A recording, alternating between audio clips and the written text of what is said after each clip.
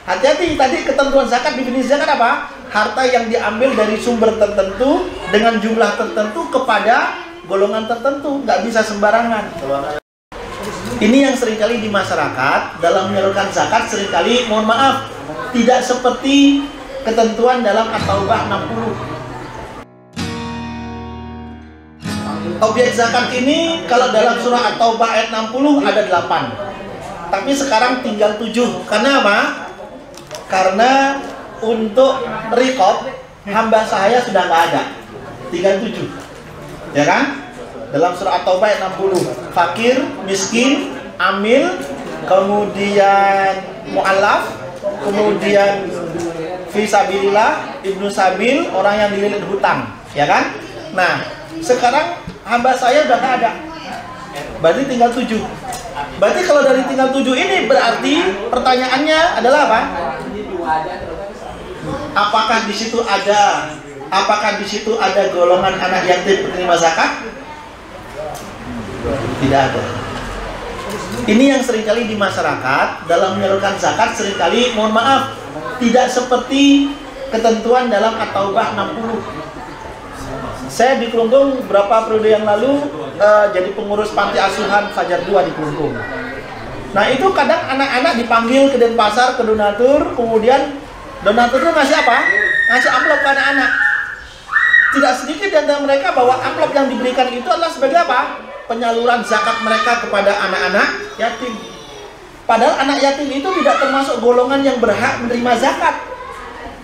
Hati-hati, tadi ketentuan zakat, definisi zakat apa? Harta yang diambil dari sumber tertentu dengan jumlah tertentu kepada golongan tertentu, nggak bisa sembarangan. Kalau anak yatim miskin bukan kepada anak yatimnya, tapi diberikan kepada ibunya yang mengasuh, diberikan kepada orang tua asuhnya, diberikan kepada lembaga yang mengasuhnya, bukan diberikan kepada si anak. Karena kalau diberikan kepada si anak itu belum bisa mengendalikan harta. Habis untuk kebutuhan konsumtif, main-main, jalan-jalan habis. Kelembaganya bisa untuk kebutuhan biaya makannya, pendidikannya bisa, atau kepada orang tua asuhnya. Kenapa? Iya, kepada fakir miskin dia. Tapi bukan kepada anak yatimnya. Kan seringkali diberikan langsung kepada anak-anak yatimnya. Mohon maaf, di panti kami berapa tahun yang lalu lah, itu anak-anak pulang H-5 pulang lebaran dari Singaraja, dari Lombok ada, dari Karangasem ada, pulang tuh bawa uang lebih dari 4 juta. Seminggu setelah lebaran habis uangnya. Jangan-jangan malah kita yang merusak mental anak itu jadi apa? Jadi mental meminta-minta dan kemudian jadi orang yang konsumtif. Karena dia merasa nanti ada yang ngasih lagi. Kita yang merusak mental dia. Karena sebenarnya tidak ada hak untuk anak yatim. Tapi mohon maaf, jangan diartikan kita tidak boleh memberikan anak yatim. Kita bisa memberikan anak yatim bukan dari zakat. Tapi dari mana? Dari sedekah, dari infak kita, dari hibah kita. Sebagai bentuk perhatian kita pada dia, bukan dari zakat. Kalaupun diambil dari zakat, bukan kepada anaknya, tapi kepada ibunya yang masih mengasuh dia, yang nanti dari uang itu dipakai untuk masak, makan, untuk pendidikannya dan segala macam yang kebutuhan si anak, atau diberikan kepada orang tua asuhnya, atau diberikan kepada lembaga yang memelihara dia untuk kebutuhan makannya tiap hari, biaya pendidikannya dan kebutuhan yang lainnya. Itu bisa. Tapi kalau diberikan langsung kepada si anak, bukan berarti tidak boleh, tapi bukan dari pos zakat, tapi diberikan dari pos apa misalnya? Infak, sedekah, atau hibah kita. Yang berikutnya, ada yang seringkali terlewatkan dari pos zakat ini, yaitu apa? Dulu di zaman Rasulullah yang namanya fisabilillah itu peperangan. Sekarang sudah tidak ada peperangan. Tapi kalau kita lihat tujuan adanya perang di zaman Rasulullah apa? Menjaga eksistensi Islam. Sekarang itu tetap ada. Maka diberikan kepada siapa? Diberikan kepada guru-guru agama, guru-guru madrasah, diberikan kepada mahasiswa-mahasiswa yang belajar mendalami ilmu agama. Justru dengan kita memberikan kepada mereka, di satu sisi mereka membutuhkan, kalau mereka tidak mampu, di sisi lain mereka mempunyai kontribusi kepada umat. Justru mereka ini yang harus kita support.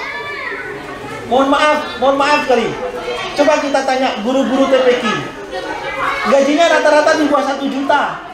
Tega kita, ya kan? Kita saja disuruh jadi guru TPQ nggak mau, gitu kan?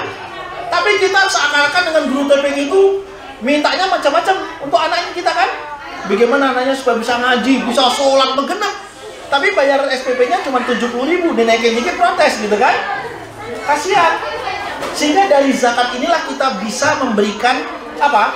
Memberikan istilahnya apa? Mensupport lah guru-guru ngaji, guru-guru agama. Seperti itu, kasihan mereka. Ya. Oke, itu untuk orang-orang yang berhak menerima zakat.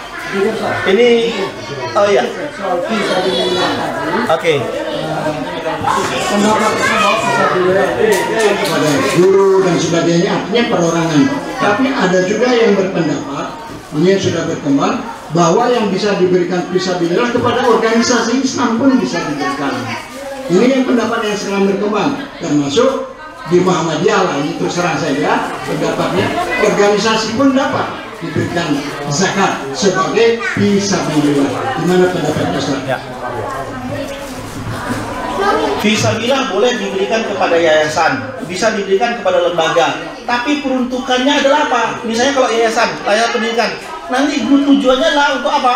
Untuk mensupport, menambah dari apa? Guru-guru yang ada di situ. Tujuannya begitu. Dan para ulama tidak sepakat kalau kemudian fisabilillah diperuntukkan untuk pembangunan fisik, untuk masjid, untuk pembangunan apa, bukan dari uang zakat. Kecuali memang masjid itu memang sudah tidak ada sama sekali. Memang darurat sekali. Kadang sekarang masjidnya sudah layak untuk ditempati, tapi seringkali untuk nambah macam-macam itu nggak bisa dari uang zakat. Untuk lembaga juga sama. Kalau untuk lembaga, kenapa? Zakat mal dan juga zakat fitrah sama. Karena zakat mal dan zakat fitrah peruntukannya sama, 8 asnaf ini, tinggal 7. Sehingga kalaupun untuk lembaga, nanti diperuntukkan untuk apa? Untuk orang-orang di staf itu yang memang tidak mampu. Untuk tidak mampu. Bagaimana dengan untuk operasional lembaga tersebut? Bukan diambil dari zakat, diambil dari sedekah, diambil dari infak, hibah, wakaf, atau wasiat dari yang lainnya. Masih banyak peluangnya. Jangan sampai ngutak-atik zakat. Zakat itu untuk perorangan, untuk jiwa, untuk person. Seperti itu.